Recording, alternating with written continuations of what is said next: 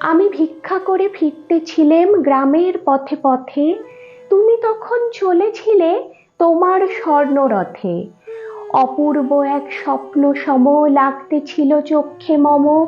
কি বিচিত্র শোভা তোমার, কি বিচিত্র সাজ! আমি মনে ভাবতেছিলেম, এ কোন মহারাজ?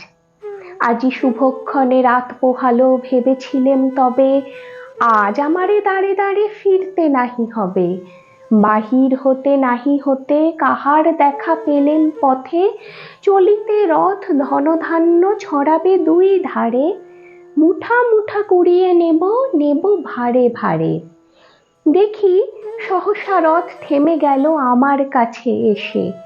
আমার মুখ পানে চেয়ে নামলে তুমি হেসে। দেখে মুখের প্রসন্নতা জুড়িয়ে গেল সকল ব্যথা।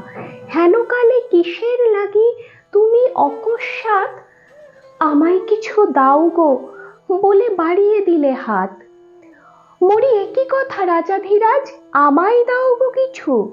শুনে ক্ষণকালের তরে রইনু মাথা নিচু। তোমার কি বা অভাব আছে ভিখারি ভিক্ষুকের কাছে? এ কেবল কৌতুকের বশে আমায় প্রবঞ্চনা। ঝুলি হতে দিলেম তুলে একটি ছোট কণা। যবে পাত্রখানি ঘরে এনে উজাড় করি, এ কি ভিক্ষা মাঝে একটি ছোট সোনার কণা দেখি। দিলেম যা রাজ ভিখারিরে, স্বর্ণ হয়ে এলো ফিরে। তখন কাঁদি চোখের জলে দুটি নয়ন ভরে। তোমায় কেন দিইনি আমার সকল শূন্য করে?